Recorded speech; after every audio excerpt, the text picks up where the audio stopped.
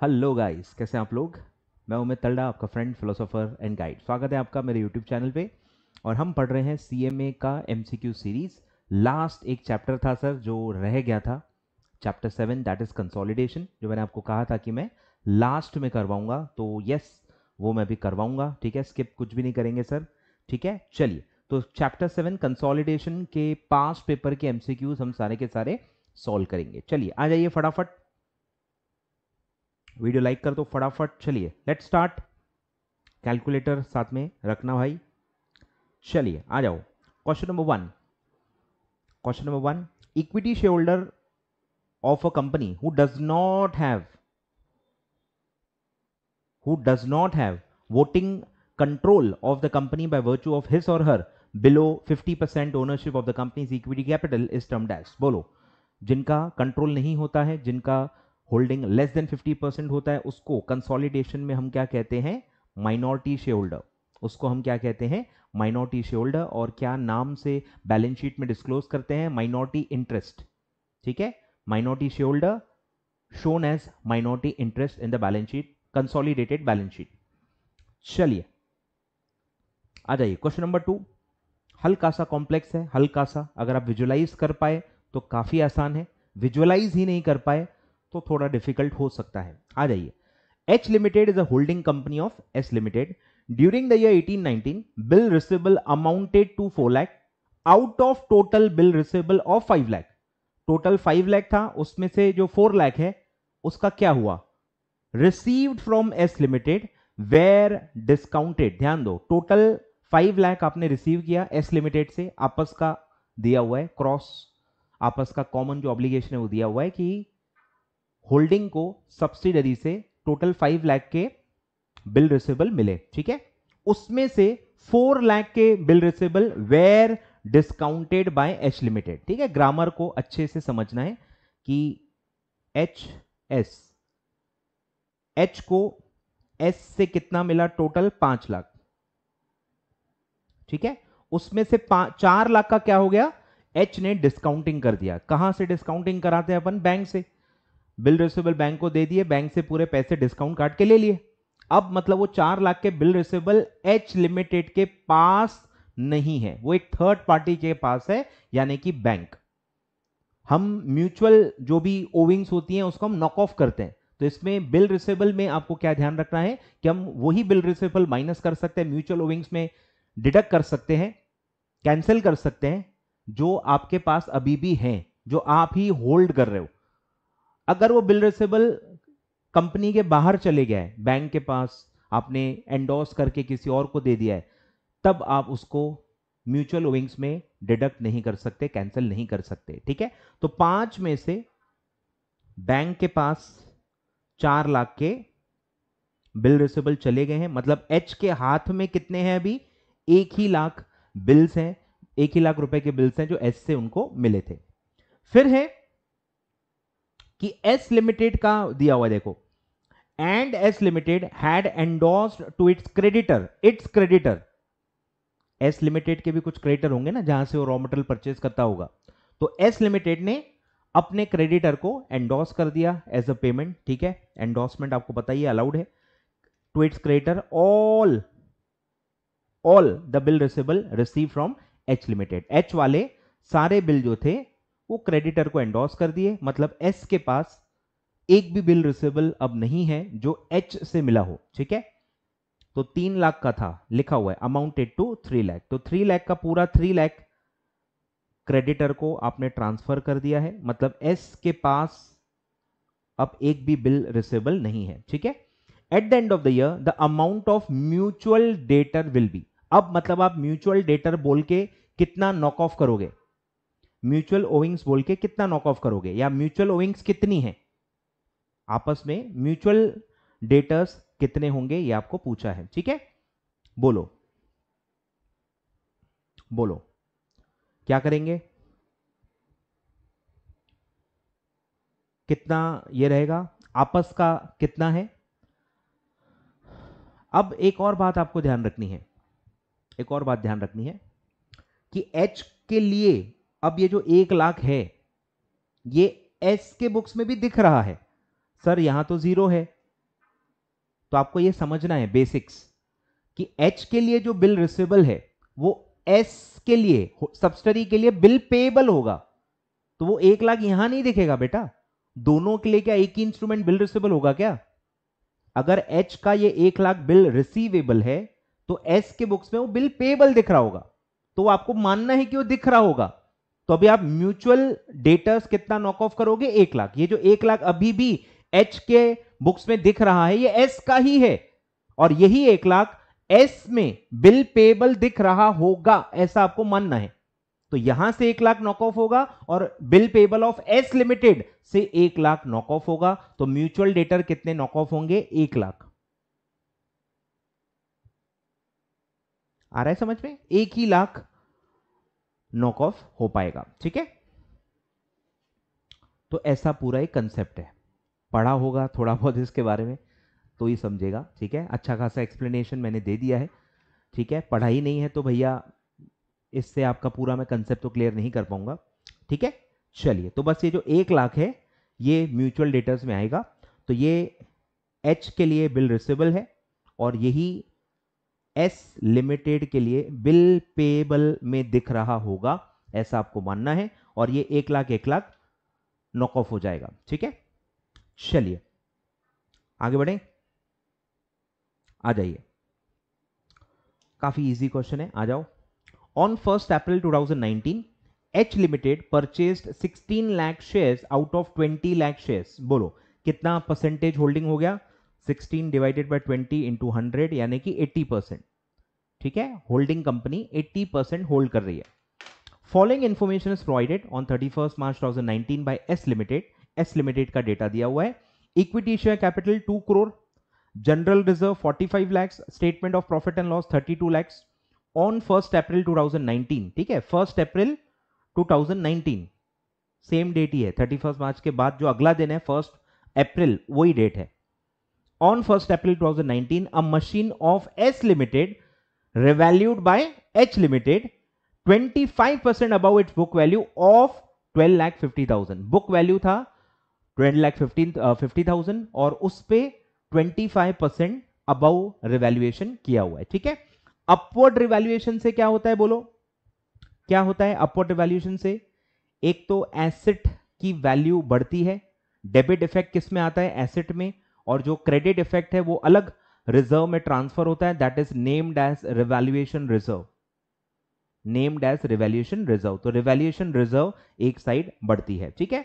और ये revaluation reserve इसी में ऐड हो जाएगी, यहीं अलग से आ जाएगा, यहां अलग से एक रिजर्व क्रिएट हो जाएगा, रिवैल्यूएशन रिजर्व। कितना आएगा बोलो? रिवैल्यूएशन रिजर्व 12,50,000 का बुक वैल्यू है और कितने से इंक्रीज हो रहा है? जितने से इंक्रीज हो रहा है उसकी एंट्री पास हो गया। 12.5 लाख तो ऑलरेडी बुक्स में है, सिर्फ जो 25% इंक्रीज किया जा रहा है वो अमाउंट यहां पे आएगा। तो वो आएगा 3,12,500, ठीक है। तो यहां 3,12,500 एक और रिजर्व क्रिएट हो जाएगा, ठीक है।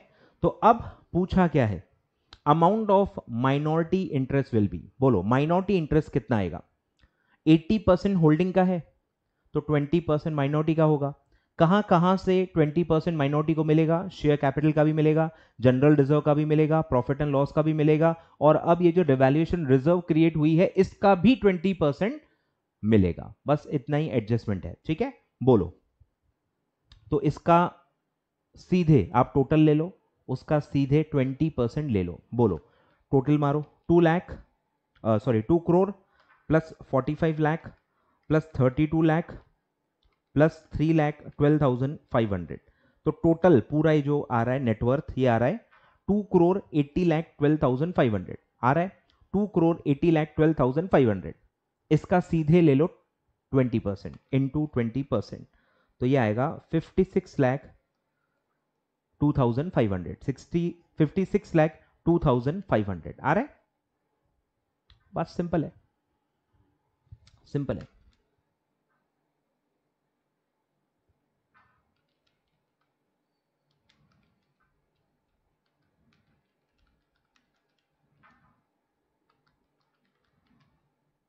ठीक है, कितना था अमाउंट?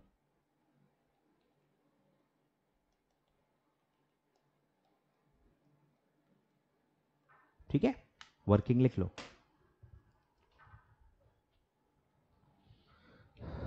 बढ़े आगे, चलिए आ जाओ। Holding of H Limited was 75% in S Limited. Other information obtained from books of S Limited whereas under. अब यहाँ हल्का सा एक कंफ्यूजन है कि डेट ऑफ एक्विजिशन दिया नहीं है। आपको पता ही होता है कॉस्ट ऑफ कंट्रोल निकालने के लिए आपको सबसे इंपॉर्टेंट इंफॉर्मेशन क्या लगती है? Date of acquisition. और पूरे क्वेश्चन में डेट ऑफ एक्विजिशन नहीं दिया हुआ है, और ये जो नंबर्स हैं ये कौन सी डेट पे हैं ये भी नहीं दिए। तो आपके पास कोई रास्ता नहीं है, आप ये अज्यूम कर रहे हो कि ये सारे numbers on the date of acquisition ही दिए हुए हैं, ऐसा आप मान के इसको सॉल्व करोगे। ठीक है, बोलो। शेयर कैपिटल है 150 lakh, general reserve, profit and loss, capital reserve पूरा दिया हुआ है, रिजर्व्स एंड सरप्लस। और फिर है if the cost of investment in shares of S Limited for H Limited was 162 lakh, ये जो 75% होल्डिंग ऊपर लिखी हुई है ना, ये आपने कितने में ली है? 162 लाख रुपीज में। And the amount of cost of control will be, बोलो कॉस्ट ऑफ कंट्रोल कैसे आता है? Cost of investment minus share in net assets on the date of acquisition. Share in net assets on the date of acquisition, तो ये सब ऊपर on the date of acquisition ही है ऐसा हम मान रहे हैं, तो इसका सीधे सीधे सबका आप ले लो, सबका आप ले लो 75%। बोलो शेयर इन नेट एसेट्स, सबको ऐड कर दो, 150 प्लस 25 प्लस 35 प्लस 10, तो ये आएगा 220 इंटू 75%, तो ये आएगा 165, तो ये आएगा -3, यानी कि capital reserve 3 lakh, capital reserve आएगा 3 लाख, कैपिटल रिजर्व आएगा 3 लाख, कैपिटल रिजर्व आएगा। मतलब कैपिटल रिजर्व फिर आपको पॉजिटिव लिखनी पड़ेगी। ठीक है, 3 लाख कैपिटल रिजर्व। क्लियर है? आ रहा है समझ में? और दिख भी रहा है ना, सस्ते में खरीदा आपने। आपने 165 लैक्स के नेट एसेट्स सिर्फ 162 लैक्स में आपने खरीदा है, सस्ते में खरीदा है, तो 3 लाख आपका क्या होगा? Capital reserve. ठीक है, लॉजिक से भी आप क्रॉस चेक कर सकते हो। आगे बढ़ते हैं, बोलो sir. The main purpose of preparation of consolidated financial statement is number 1 compliance of AS 21, yes. Satisfy legal provision of companies act, ये भी सही है कि अगर आप होल्डिंग कंपनी हो, आपके सब्सिडरीज हैं, तो आपको कंसोलिडेटेड फाइनेंशियल स्टेटमेंट बनानी है, तो कंपनीज एक्ट भी आपको फॉलो करना है। और ये भी सही है to reflect a true and fair view of the position and the profit and loss of the holding company as a group. तो तीनों के तीनों सही हैं, तीनों के तीनों पर्पस हैं of preparation of consolidated financial statement. Clear है? बढ़े आगे, आ जाओ। अब ये हल्का मैथ्स है, ठीक है, मैथ्स और आपका प्रेजेंस ऑफ माइंड बहुत लगेगा इसमें। ठीक है बहुत easy, but presence of mind थोड़ा ज्यादा चाहिए, मतलब गलती होने के चांसेस इसमें ज्यादा हैं as compare to a normal question of consolidation. बोलो on 30 June 2018 2/3 of the shares of S limited with total capital of 48 lakh. ठीक है, एस लिमिटेड का टोटल कैपिटल था 48 लाख, उसमें से 2/3 आपने ले लिया है। Was acquired by H Limited. The balance sheet of S Limited showed a debit balance. ठीक है, यहां आप ध्यान देना है, अकाउंट्स पे ध्यान देना है कि अब यहां वही थोड़ा वर्डिंग्स में एरर है। Balance sheet of S limited लिखा है, मतलब आपको समझना है प्रॉफिट एंड लॉस। आपको क्या समझना है? प्रॉफिट एंड लॉस, कि प्रॉफिट एंड लॉस का बैलेंस है कि डेबिट बैलेंस था। प्रॉफिट एंड लॉस में डेबिट बैलेंस मतलब लॉस था, लॉस था 24 लाख ऑन 1 जनवरी 2018। ठीक है, ध्यान दो, ओपनिंग बैलेंस जो था 1 जनवरी 2018 का, वो था loss of 24 lakh, debit balance था। और फिर आपने करंट ईयर में कुछ कमाया होगा, और वो कमाई इस ओपनिंग बैलेंस में ऐड हो जाती है, याद आता है? क्लोजिंग बैलेंस कैसे निकालते हैं, opening balance plus current year profit, तो उससे निकलता है क्लोजिंग बैलेंस। ठीक है, तो सीधे आपको क्लोजिंग बैलेंस दिया हुआ है 31 दिसंबर 18 को 14,40,000। ठीक है, ये प्रॉफिट है, क्रेडिट बैलेंस, और ये था डेबिट बैलेंस। ठीक है, ध्यान दो ध्यान दो, लॉस था और इतना आपने प्रॉफिट कमाया कि लॉस पूरा सेट ऑफ हो गया और एक्स्ट्रा प्रॉफिट आया। तो समझो बात को, साइन का इसमें इंपॉर्टेंस है, क्रेडिट डेबिट का इंपॉर्टेंस है। ठीक है, बोलो। और दिया हुआ है देखो कि investment by H limited in shares of H limited is 36 lakh. ठीक है, ये जो 2/3 शेयर्स आपने खरीदे हैं, ये कॉस्ट ऑफ इन्वेस्टमेंट आपका कितना है, 36 लाख। ठीक है, calculate cost of control in this acquisition. बोलो, cost of control, cost of investment कितना, 36 लाख। बोलो क्या क्या माइनस होता है इसमें, minus share in net assets. बोलो अब नेट एसेट्स में क्या क्या आएगा, यहां गलती होगी आपकी। बोलो पहले शेयर कैपिटल, शेयर कैपिटल कितना था, 48 लाख इंटू 2/3, 32 लाख। ठीक है, अब ध्यान दो, अब यहां साइन की गड़बड़ हो सकती है, इस वजह से मैं इनर कॉलम में लिख रहा हूं। ठीक है, इनर कॉलम में 32 lakh, share in net asset अपन अलग से निकालते हैं, फिर वो आउटर कॉलम में अपन माइनस करेंगे। तो 32 लाख आपका शेयर कैपिटल आया। अब ध्यान दो, नेट एसेट में क्या क्या आएगा, नेट एसेट में यहां पे तीन चीजें आएंगी, नेट एसेट में तीन चीजें आएंगी। पहला है शेयर कैपिटल, फिर एक आएगा ओपनिंग बैलेंस। ठीक है, ओपनिंग बैलेंस भी था आपका, देखो डेट ऑफ एक्विजिशन क्या है, पहले वो समझो, इमेजिनेशन लाओ पहले, कि आपको दिया हुआ है, देखो ओपनिंग बैलेंस, क्लोजिंग, और डेट ऑफ एक्विजिशन क्या है बीच में, 30 जून। तो मुझे बताओ 30 जून पे मैं एक्वायर कर रहा हूं, तो ये डेट पे मुझे क्या क्या मिलेगा, पूरा शेयर कैपिटल का हिस्सा, फिर कुछ ओपनिंग में आपके रिजर्व्स एंड सरप्लस हैं उसका, और फिर ये जो 6 महीने में आपने जो भी कमाया होगा उसका हिस्सा। तो तीन पार्ट्स आएंगे, आपको ये ध्यान देना है, तीन पार्ट्स आएंगे। ठीक है, तो ये पहला पार्ट हो गया शेयर कैपिटल, फिर एक आएगा ओपनिंग जो आपका प्रॉफिट एंड लॉस का बैलेंस था, जो कि लॉस था, वो भी मिलेगा। यस, लॉस भी आप ही का है। ठीक है, लॉस नहीं लूंगा ऐसा नहीं होता। बोलो, लॉस था 24 लाख, 24 लाख का 2/3। अब ये लॉस है सर, माइनस साइन आएगी। ठीक है, 32 लाख पॉजिटिव ले रहा हूं मैं इनर कॉलम में, और उसमें से माइनस होगा, ध्यान दो, 16 लाख।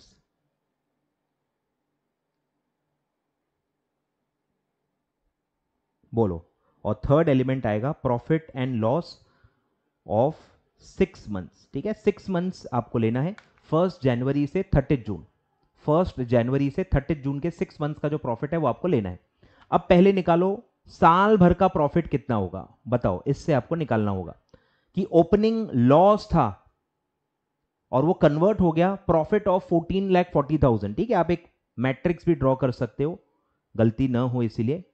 तो आपका लॉस था 24 लाख और वो प्रॉफिट में बदल गया 14,40,000। तो ये पूरा फासला कितना होगा, दोनों को ऐड करना पड़ेगा। ठीक है, तो 24 लाख प्लस 14,40,000, यानी आपने प्रॉफिट कमाया होगा 38,40,000।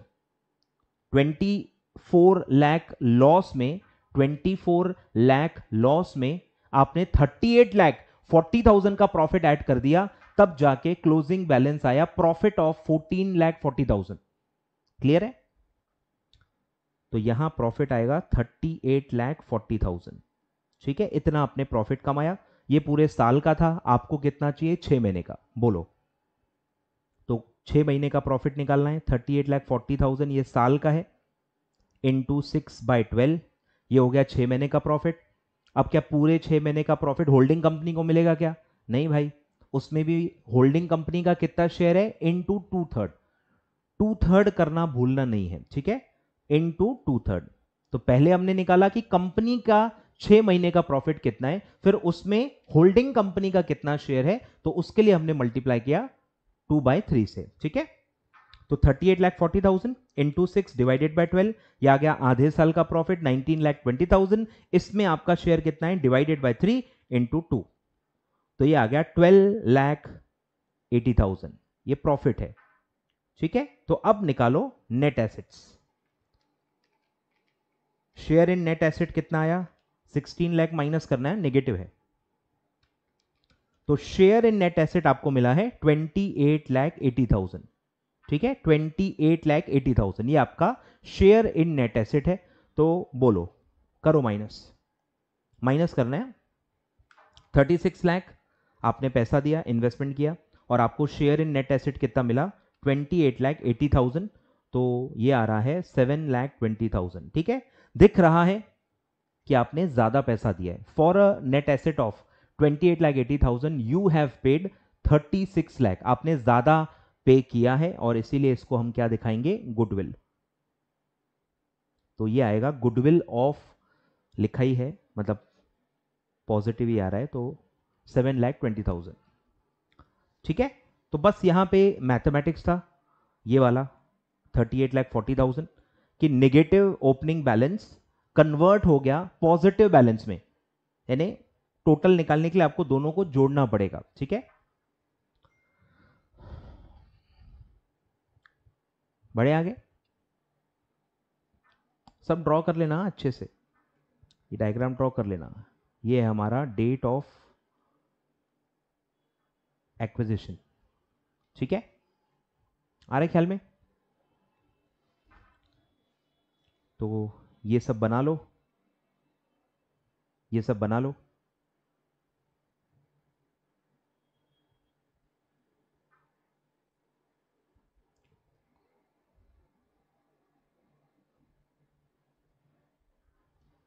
ठीक है, ध्यान दे रहे हो ना,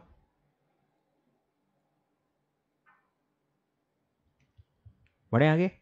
बस ये टफेस्ट क्वेश्चन था अभी तक का जो आपको आया है, ये अभी तक का एग्जाम का कंसोलिडेशन का सबसे टफ क्वेश्चन है।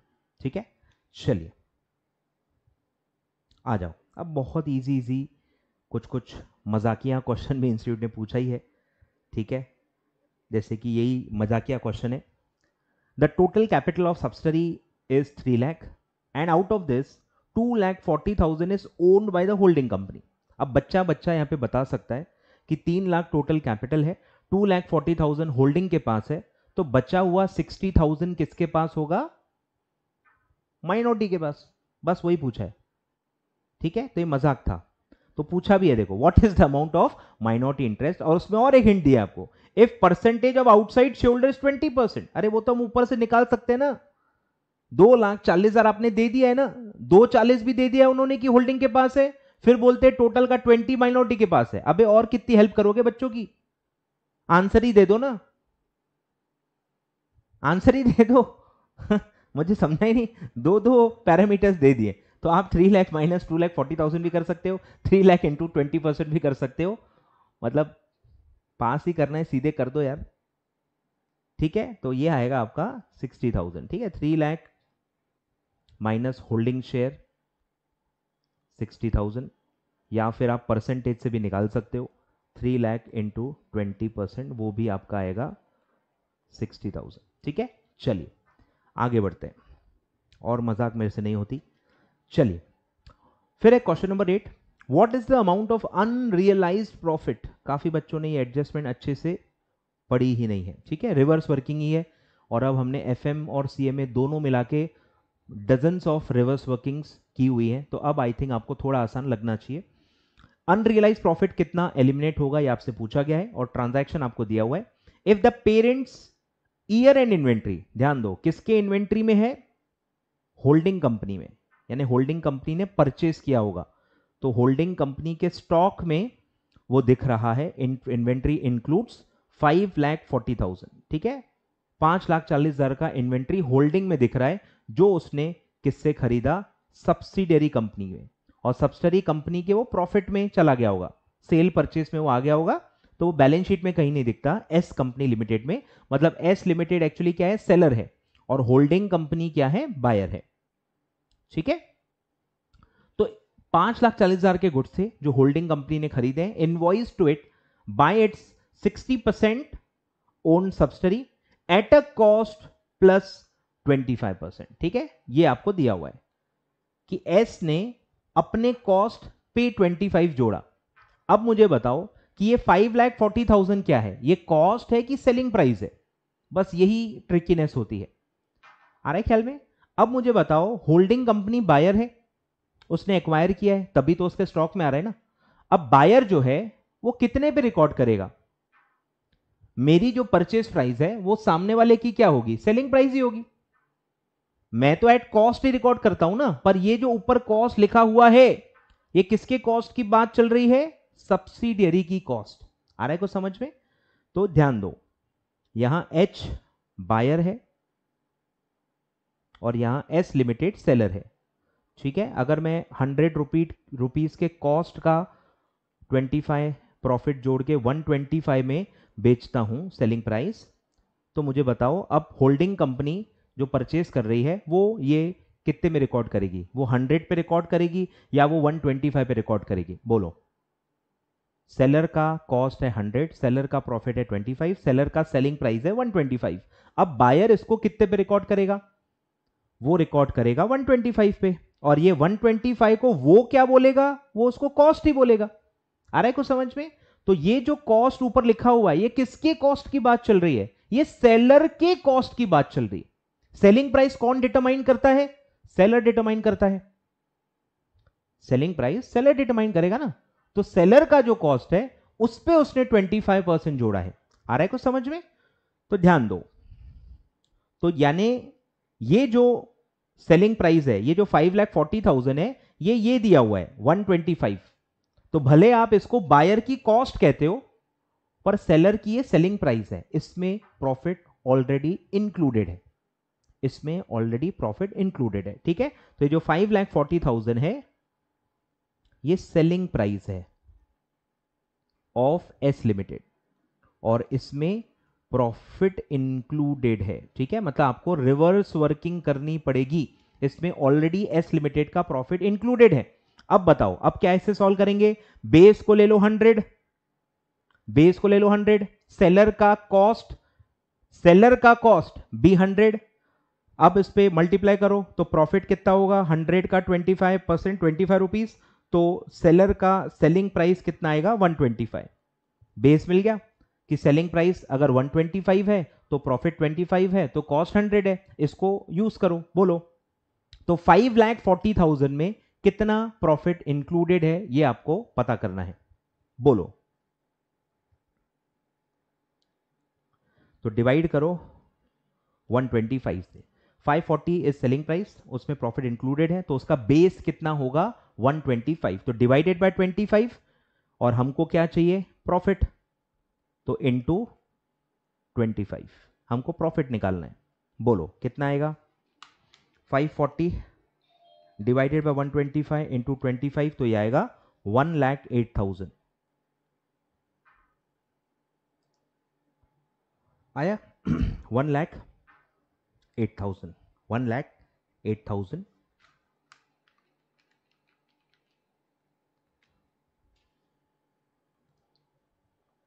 ठीक है, तो ये आएगा आपका 1,08,000।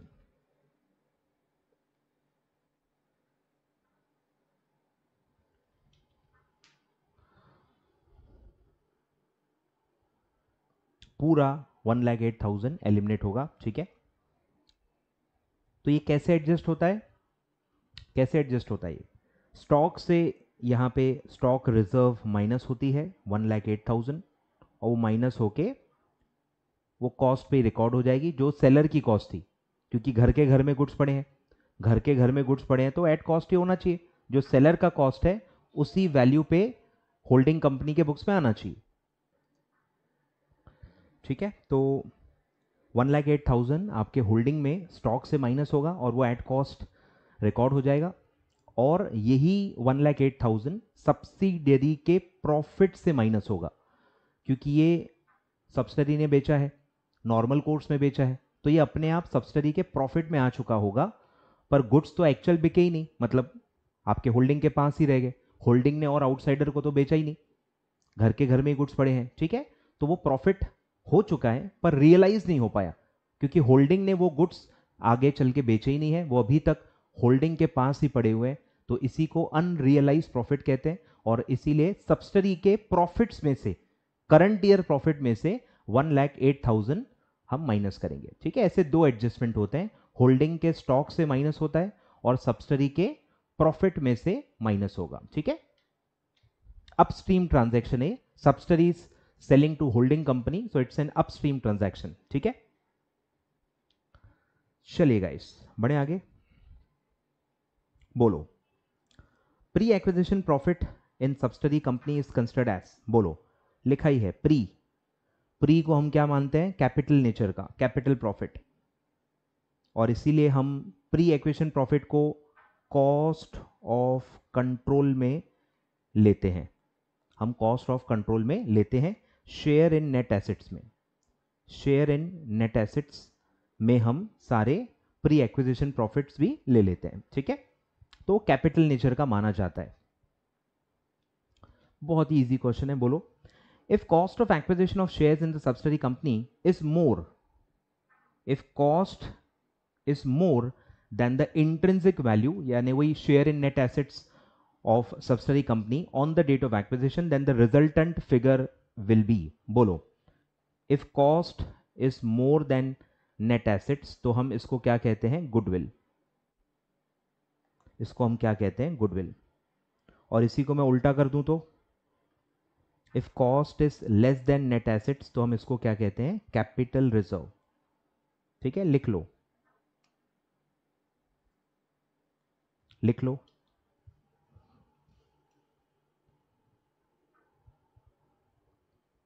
बढ़े आगे, बोलो फिर है unrealised profits on goods sold and included in the stock is deducted from, बोलो जो अभी हमने पढ़ा ऊपर एडजस्टमेंट, तो मैंने बताया था, अब भी बताया कि सेलर के प्रॉफिट में आ जाता है, तो सेलर के कौन से प्रॉफिट में आता है, वो करंट ईयर के नॉर्मल रेवेन्यू प्रॉफिट में आता है, ठीक है। तो वो कहां से माइनस होता है, करंट ईयर के रेवेन्यू प्रॉफिट में से माइनस होता है, किसके बुक्स में, सेलर के बुक्स में, ठीक है, सेलर के बुक्स में। और बायर के बुक्स में कहां से माइनस होता है, स्टॉक से। अब ये एक्चुअली क्वेश्चन भी स्पेसिफाई नहीं करता है कि बायर के बुक्स में पूछा है या सेलर के बुक्स में, ठीक है। तो ऑप्शन से आप समझ सकते हो, ऑप्शन में देखो स्टॉक दिया ही नहीं है, इन्वेंट्री दिया ही नहीं है, तो आप सेलर के एंगल से ही सोचोगे, तो सेलर के कौन से प्रॉफिट में से माइनस होता है, करंट ईयर के रेवेन्यू प्रॉफिट्स में, ठीक है। चलिए तो ये भी सेम कंसेप्ट बेस्ड क्वेश्चन था, आगे बढ़ते हैं, बोलो A Limited paid 9 lakh for 70% of equity in B Limited on 1st April 2019. On this date, B Limited has share capital of 10 lakh and retained earnings of 5 lakh. ठीक है, net assets पूरे के पूरे दिए हुए हैं, 10 लाख का कैपिटल है, 5 लाख का रिटेन अर्निंग है on the date of acquisition. All these assets and liabilities of B Limited were recorded at fair value. A Limited interest in B Limited is, बोलो शेयर इन नेट एसेट पूछा हुआ है कि कितना मिलेगा, share in net assets of subsidiary आपको कितना मिलेगा, तो हम कैसे निकालते हैं, सेम दोनों में, शेयर कैपिटल में भी 70% मिलेगा और रिटेन अर्निंग्स में भी 70% मिलेगा, क्योंकि ये retained earnings on the date of acquisition ही है, मतलब ये प्री एक्विजिशन प्रॉफिट्स ही आपको दिए, ये आपको प्री एक्विजिशन प्रॉफिट्स ही दिए, on the date of acquisition के ही प्रॉफिट्स हैं, ठीक है। तो दोनों का 70-70 लेना है, तो दोनों को ऐड कर लो भाई, 15 लाख का सीधे सीधे 70% ले लो, दैट विल कम टू 10,50,000। तो बहुत ही सिंपल क्वेश्चन है, बहुत ही ज्यादा सिंपल क्वेश्चन दे दिया है, ठीक है। और इसमें कॉस्ट ऑफ एक्विजिशन भी दिया हुआ है, तो इसी में आप गुडविल या कैपिटल रिजर्व भी निकाल सकते हो, बोलो कॉस्ट ऑफ कंट्रोल निकाल लो, कॉस्ट ऑफ इन्वेस्टमेंट दिया हुआ है 9 लाख और शेयर इन नेट एसेट्स कितना मिला आपको, 10,50,000, तो ये आएगा कैपिटल रिजर्व, कैपिटल रिजर्व 1,50,000, ठीक है। ये भी आपसे पूछा जा सकता था, ये भी आपसे पूछा जा सकता था, लिख लो।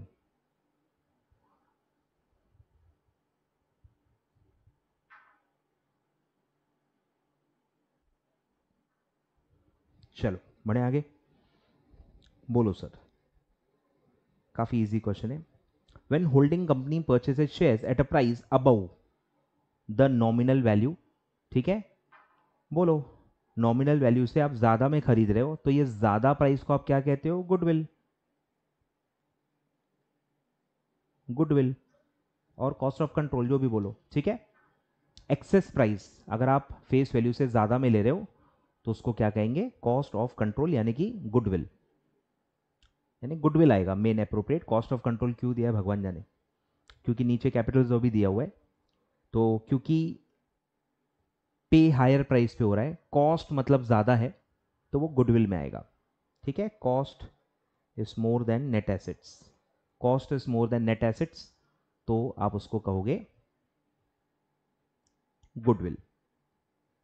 बोलो। Profit on revaluation of assets to be shown as dash in the consolidated balance sheet, बोलो। Profit on revaluation of assets to be shown as dash in the consolidated balance sheet, क्या आएगा? बोलो। रिवैल्यूएशन अब कब किया है वो दिया ही नहीं है, यही दिक्कत है। और रिवैल्यूएशन का प्रॉफिट खैर कभी भी करो, कैपिटल नेचर का ही माना जाता है, ठीक है। तो वो कहाँ दिखेगा? आई थिंक कैपिटल रिजर्व, या यस कैपिटल रिजर्व में ही आएगा। एक सेकेंड देख लेता हूँ। Yes I think capital reserve आएगा, ठीक है। एक बार मैं चेक कर लेता हूँ, नन ऑफ अबाउ क्योंकि दिया हुआ है,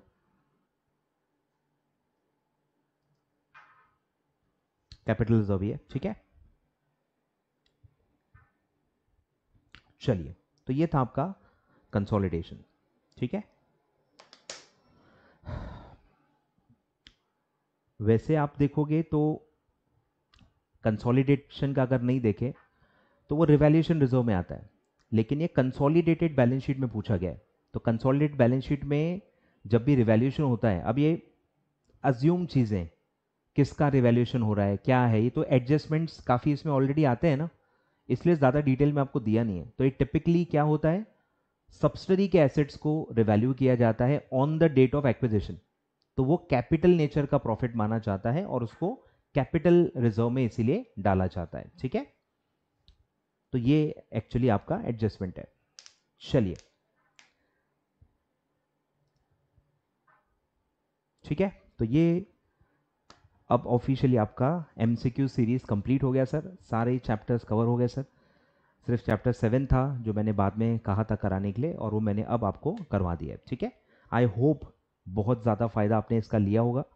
400 क्वेश्चंस मैंने करवा दिए, और पता नहीं कितने अलग अलग और सिचुएशंस देख के मैंने और क्वेश्चंस करवा लिए, मतलब ऑलमोस्ट 500-600 क्वेश्चंस आपके अच्छे से कवर हो गए होंगे, और काफ़ी जगह मैंने आपको कंसेप्चुअल चीज़ें भी काफ़ी बता दी हैं, ठीक है। आई होप आपने सारे वीडियोस अच्छे से देखे होंगे और बहुत ज़्यादा फायदा आपको होगा। मानिए मेरी बात, अगर आपने सारे वीडियो देखे हैं, अच्छे से देखे हैं, बहुत ज़्यादा एग्जाम में आपको फायदा होगा। सारी चीज़ें मैंने जिसमें आपको बताई हैं वो आपको एग्जाम में एक्चुअली क्लिक होंगी, याद आएंगी। सही बता रहा हूँ, होता ही है। काफ़ी बच्चे मुझे बताते हैं कि सर आपकी बातें याद आती हैं। तो ये सारा जो मैंने आपको बताया है ना, अजम्पशंस जो हाईलाइट करा रहा हूँ, ये सब स्टाइल आपको पकड़नी है। ऐसे ही जैसे मैं सब हाईलाइट कर रहा हूँ, अंडरलाइन कर रहा हूँ पंच वर्ड्स को, जिससे आपका आंसर बदल सकता है, जिस पे आपका ध्यान जाना चाहिए, वो सब आप भी स्टाइल यूज़ करना चालू कर दो, ताकि कोई भी इंपॉर्टेंट पंच वर्ड्स आपसे मिस ना हो जाए, आप क्वेश्चन गलत इंटरप्रीट ना कर दो, और फिर आप गलत आंसर टिक ना कर दो, ठीक है। तो आई होप आपने फ़ायदा लिया होगा।